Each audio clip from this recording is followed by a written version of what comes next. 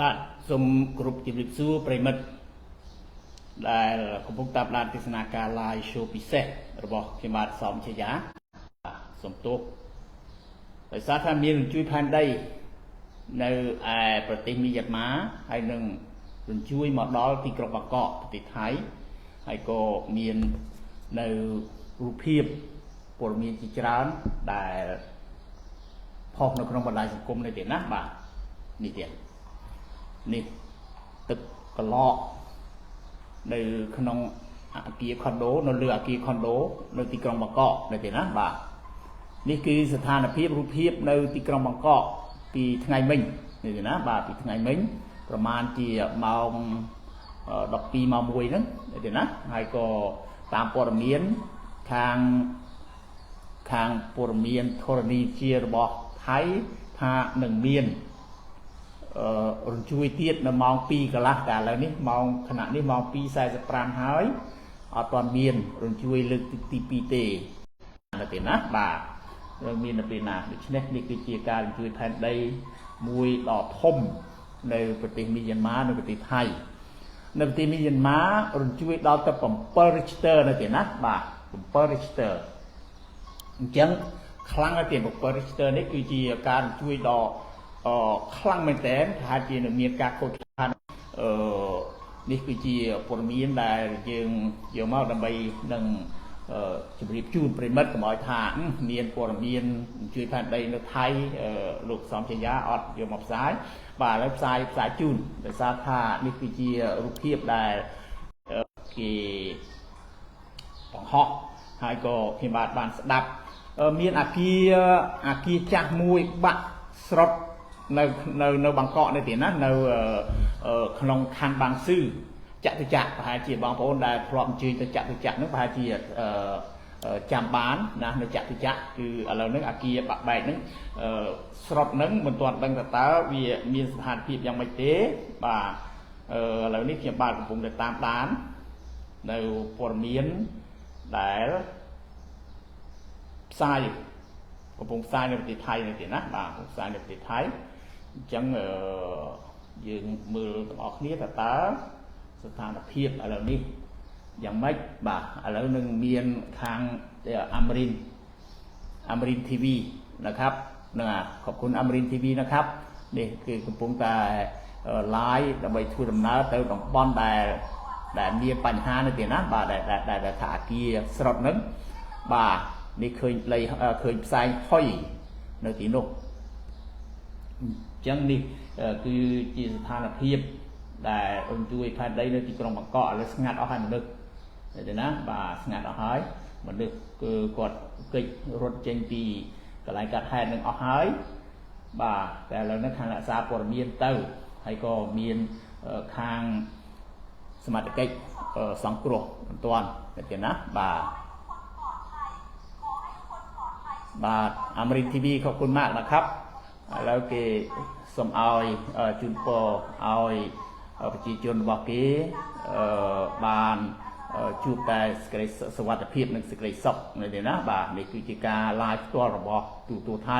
អាមរីន TV ขอบคุณมากครับអាមរីន TV นะครับបាទនេះគឺគេតាមសភាពការយ៉ាងស្អិតរមួតនិងប្រមាញ់យកព័ត៌មានបាទក្នុងនោះមានបងប្អូនយើងនៅប៉ោយប៉ែតនៅទីណានៅទីក្រុងប៉ោយប៉ែតខេត្តបាត់ដំបងនៅខេត្តទីមន្ជ័យយើងនេះក៏បានផ្ដល់ព័ត៌មានមកដែរថាមានរំញ័រដែរនៅប៉ោយប៉ែតនៅទីណាអាគារពោះនោះមានរំញ័រតិចតួចនៅទីណាអាចដឹងបានថាជារំញ័រជួយផែនដីតែអត់មានបញ្ហាអីទេនៅទីណាបាទឥឡូវនៅឯទីក្រុងបាងកកហ្នឹងប្រទេសថៃហ្នឹងគឺខាងនាយករដ្ឋមន្ត្រីថៃតំឋាននាយករដ្ឋមន្ត្រីព្រះរាជាណាចក្រថៃហ្នឹងក៏បានចេញធ្វើសេចក្តីថ្លែងការណ៍បន្ទាន់ផងដែរឃើញណាបាទនេះគឺជាសភាពការនៃការរញ្ជួយផែនដីនៅប្រទេសថៃជាការពិតគឺរញ្ជួយខ្លាំងនៅឯប្រទេសមីយ៉ាន់ម៉ាប្រទេសភូមានេះទេណាប្រទេសភូមាហ្នឹងគឺរញ្ជួយដល់ទៅ7 Richter 7 Richter 7.7 ទៀតដូច្នេះជា18 Richter អញ្ចឹងរញ្ជួយខ្លាំង អាចធ្វើឲ្យមានការខូចខាតច្រើននៅប្រទេសភូមានៅទីណាមីយ៉ាន់ម៉ាបច្ចុប្បន្ននេះបាទហើយក៏ការរំញ័រនៃការរញ្ជួយផែនដីនៅមីយ៉ាន់ម៉ា 7.7 Richter នេះក៏បានធ្វើឲ្យវាប៉ះពាល់មកដល់ទីក្រុងបាងកករីឯខេត្តដែលនៅជាប់ជាមួយនឹងតំបន់ភូមិភាគខាងជើងនៃប្រទេសថៃដូចជាឈៀងម៉ៃឈៀងរ៉ាយអីនេះលំប៉ាងអីនេះគឺប៉ះខ្លាំងហើយទៀតបាទខ្លាំងហើយបើថានៅឯប្រទេសមីយ៉ាន់ម៉ា 7.7 នៅខេត្តជាប់ជាដែនថៃមីយ៉ាន់ម៉ាហ្នឹងក៏មិនតិចដែរទៀតមិនទាបពី7ឬក៏6ជាងដូច្នេះ6ជាង7នេះគឺបាក់បែកទៀតមានការបាក់បែកហើយអញ្ចឹង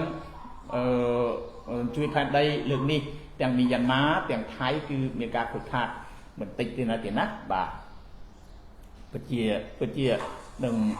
មាននៅការខូចខាតហើយក៏ឃើញថាមានបណ្ដាញសង្គមបង្ហោះថាមានអគារបាក់អគារស្រុតនៅទីក្រុងបាងកកហ្នឹងហើយអ្វីដែលខ្ញុំបាទកំពុងតែតាមនេះគឺព័ត៌មាននៅម្ដុំបាងស៊ឺចតុចក្រនៅទីណាបាទចតុចក្រផ្សារចតុចក្រហ្នឹងបងប្អូនធ្លាប់ឮឈ្មោះហើយបាទមើលហុយមើលផ្លូវនេះហុយអគារដែលវាស្រុតនេះទេណាបាទស្រុតបាក់ស្រឹបហ្មងបាទនៅបាងស៊ឺហ្នឹងអគារចាស់ហ្នឹងបាទមើលហុយឡើងពេញផ្លូវអស់បាទขอบคุณอมรินทร์ทีวีนะครับបាទនេះគឺជាព័ត៌មានដែលអមរិនធីវីបានផ្សាយផ្ទាល់ហើយទេណាបាទផ្សាយផ្ទាល់ដើម្បីនឹងជួយព័ត៌មានឲ្យប្រជាជនរបស់គេបានទទួលជ្រាបបាទដូច្នេះនេះគឺជាព័ត៌មានបន្ទាន់ព័ត៌មានពិសេសពាក់ព័ន្ធទៅនឹងរញ្ជួយផែនដីសូមជម្រាបម្ដងទៀតថារញ្ជួយផែនដីនៅមីយ៉ាន់ម៉ានៅប្រទេសមីយ៉ាន់ម៉ានៅជាដែរនៅប្រទេសមីយ៉ាន់ម៉ានេះអគារបាក់បែកនៅថៃនៅទីណានៅទីក្រុងបាងកកបាទអគារបាក់បែកបាទ7.7 Richter នៅឯប្រទេសមីយ៉ាន់ម៉ារីឯនៅជាដែនប្រទេសថៃហ្នឹងក៏ប៉ះពាល់ខ្លាំងដែរដូចជាខេត្តឈៀងម៉ៃឈៀងរ៉ាយដែលជាប់ជាមួយនឹងម៉ែសតអីហ្នឹងគឺសុទ្ធតែប៉ះហើយទៀតបាទប៉ះហើយបាទขอบคุณอมรินทร์ทีวีครับបាទអញ្ចឹងសូមជម្រាបថាមានរញ្ជួយផែនដីនៅទីណាបាទនៅប្រទេសភូមា 7.7 Richter ហើយក៏រញ្ជួយរំញ័រនឹងខ្លាំងមកដល់ទីក្រុងបាងកកធ្វើឲ្យមានអគារបាក់បែកបាទបាក់បែកអគារខ្ពស់បាទអញ្ចឹងយើងនឹងតាមដានព័ត៌មានបន្ថែមទៀតដែរទេណាបាទថាតើវាមានការខូចខាតនៅកន្លែងណាខ្លះបាទខូចខាតយ៉ាងណាខ្លះនោះទេណាបាទនេះគឺនៅបាងស៊ឺនៅទីណានៅបាងស៊ឺនៅម្ដុំចតុចក្រនៅទីក្រុងបាងកកបាទហើយជាមានខូចខាតនឹងមានបាត់បង់ជីវិតហើយពីព្រោះបងប្អូនខ្លះគ្នានៅអគារនឹងអត់ដឹងទេប៉ុន្តែឥឡូវហ្នឹងដល់វាបាក់ស្រុតអញ្ចឹងទៅក៏នៅអត់ទាន់មានឧបករណ៍អីយកទៅជួយមិនទាន់ព្រាមទេទៅប្រហែលជា1ម៉ោងមុនហ្នឹងទីណាបាទ1ម៉ោងមុនហ្នឹង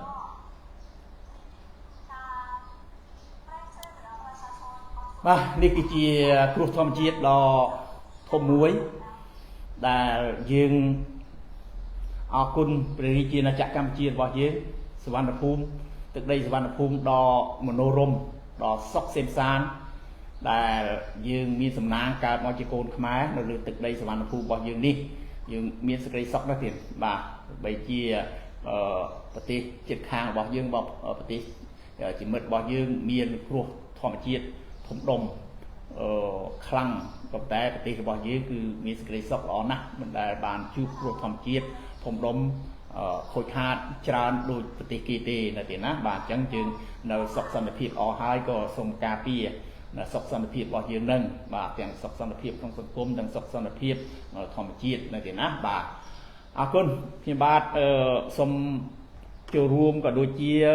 ជម្រាបជូនព័ត៌មានទាន់ហេតុការណ៍ប៉ុណ្ណឹងនៅទីណាបាទខ្ញុំបាទនឹងតាមដានព័ត៌មាននៅប្រទេសថៃបន្ថែមទៀតតើមានការវិវត្តនិងខូចខាតអីខ្លះទេណាបាទនឹងយកព័ត៌មានហ្នឹង មកជំរាបជូនពីករណីជួយផែនដីដ៏ធំនៅមីយ៉ាន់ម៉ានិងប្រទេសថៃយកមកជំរាបជូននៅទីណាបាទនេះគឺជាហេតុការណ៍នៅបាងស៊ឺចាត់នៅទីក្រុងបាងកកនៅទីណាបាទខាងសង្គ្រោះបន្ទាន់កំពុងមកជួយពីព្រោះវាមានការបាក់អាគារបាទហើយក៏វាមានជួយផែនដីនឹងខ្លាំងមែនទែនចង់ឲ្យប្រិមិត្តមើលម្ដងទៀតណាការជួយផែនដីហ្នឹងមិញហ្នឹងខ្ញុំបាទមានដល់អាគារបាក់ទៀតក៏តែអត់ដឹងថាទីតាំងនៅកន្លែងណាពិតប្រាកដអត់ហ៊ានយកមកបង្ហាញប្រិមិត្តដែរក៏តែវាមាននៅរូបភាពហ្នឹងទេណាបាទ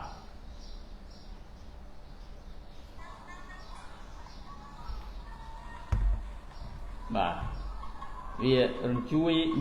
ដល់ថ្នាក់ដែលថាទឹកនៅក្នុងអាងនៅលើអាគារក៏ឡកចេញមកនេះទេណាបាទនេះទឹកកឡកធ្លាក់ចេញមកបាទតែសំណាងល្អអាគារនឹងអត់បាក់ទេណាបាទនេះជួយអាគារបាទតែអាគារដែលបាក់ហ្នឹងគឺដែលឃើញបាក់ហ្នឹងគឺអាគារចាស់ទេណាអានឹងតាមព័ត៌មានថៃគេថាអាគារចាស់ដែលបាក់ស្រុតមកហ្នឹងបាទឲ្យផ្សែងហុយទលោមតែម្ដងបាទហុយខ្លាំងមែនទែនដោយសារអាគារទាំងមូលបាក់ស្រុតមកតែម្ដងឃើញទេណាបាទអញ្ចឹងនេះគឺជាហេតុការណ៍រំជួយផែនដីដែលកើតមានពីថ្ងៃមិញនេះនៅប្រទេសមីយ៉ាន់ម៉ានិងប្រទេសថៃបាទអរគុណប្រិមិត្តសូមបញ្ចប់ត្រឹមហ្នឹងដោយសារថាយើងតាមដានមើលបន្ថែមទៀតថាតើការវិវត្តនិងការខូចខាតវាទៅជាយ៉ាងណានោះដែលកើតមាននៅប្រទេសថៃនិងប្រទេសមីយ៉ាន់ម៉ាមានព័ត៌មានអ្វីខ្ញុំបាទនឹងយកមកគោរពជំរាបជូនប្រិមិត្តនៅល្ងាចនេះទៀតណាបាទអរគុណទៀតគោរពលា